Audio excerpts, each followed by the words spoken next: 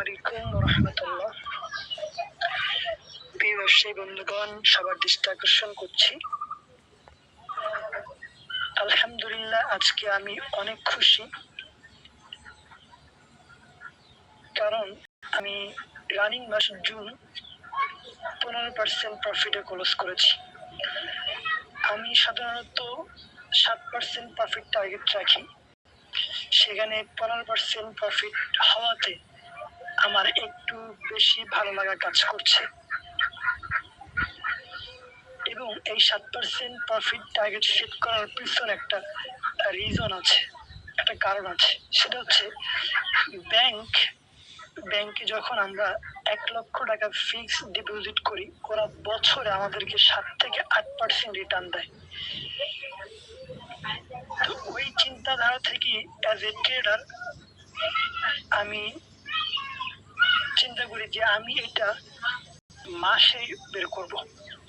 আমি as a tedder আমি আমার ক্যাপিটাল ব্যাংকে ফিক্সড ডিপোজিট না করে আমি অ্যাজ এ ট্রেডিং করে আমার টাকা এই মার্কেটে লাড়াচাড়া করে আমি প্রতি মাসে এখান থেকে 7% প্রফিট বের করব।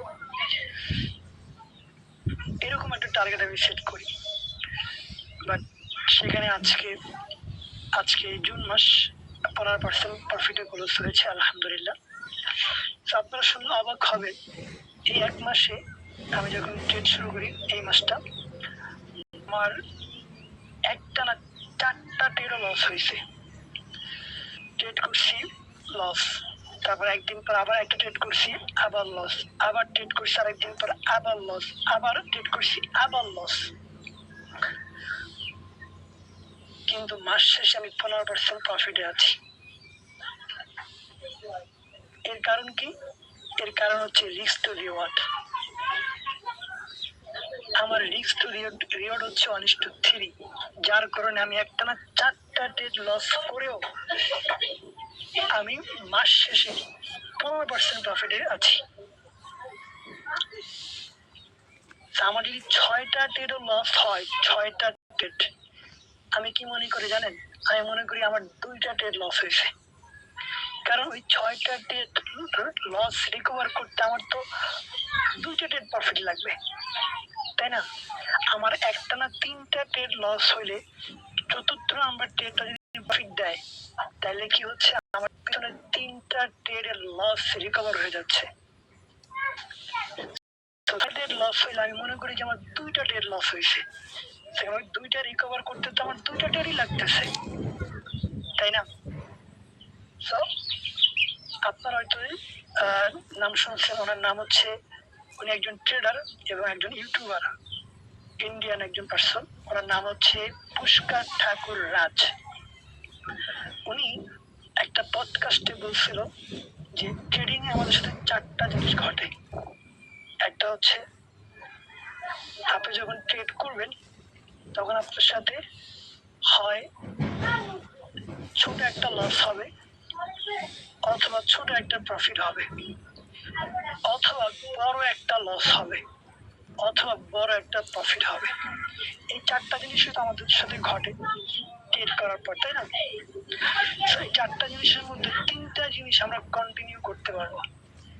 একটা হচ্ছে ছোট লস, একটা হচ্ছে ছোট প্রফিট, একটা হচ্ছে বড় প্রফিট। এই 3টা আমরা কন্টিনিউ করতে থাকলে আমরা এই মার্কেট থেকে অটোমেটিক প্রফিটেবল হয়ে যাব। শুধুমাত্র বড় লসটা করা যাবে না, শুধুমাত্র বড় লসটা করা যাবে না। সো এইটাকে অ্যাভয়েড করতে পারলেই ট্রেডিং সো ইজি। ট্রেডিং এর মতো সহজ আর কিছু নাই, শুধুমাত্র বড় লসটাকে অ্যাভয়েড করা আপনাকে শিখতে হবে।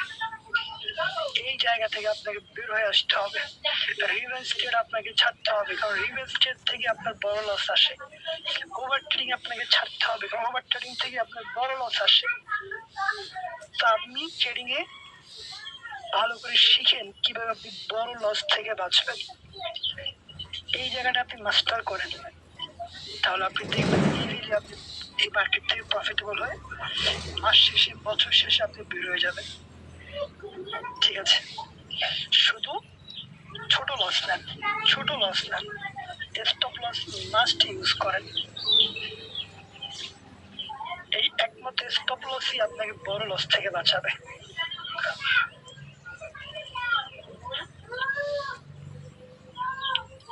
ছোট লস বড় প্রফিট, ছোট লস বড় প্রফিট,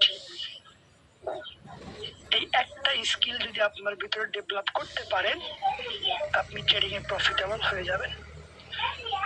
ছোট লস বড় প্রফিট, ছোট লস বড় প্রফিট, আর কিচ্ছু দরকার নেই। ঠিক আছে, সবাই সারাদিন টেকনিক্যাল নিয়ে বসে থাকে, চার্ট অ্যানালাইসিস নিয়ে বসে থাকে, আসল গেম তো এইখানে। এই চার্ট তো সবাই পারে, কিন্তু সবাই নিজের কন্ট্রোল করতে পারে না। ছোট লস নেন, বড় প্রফিট করেন, ছোট লস নেন, বড় প্রফিট করেন, আপনি প্রফিটেবল ট্রেডার হয়ে যাবেন ইনশাআল্লাহ।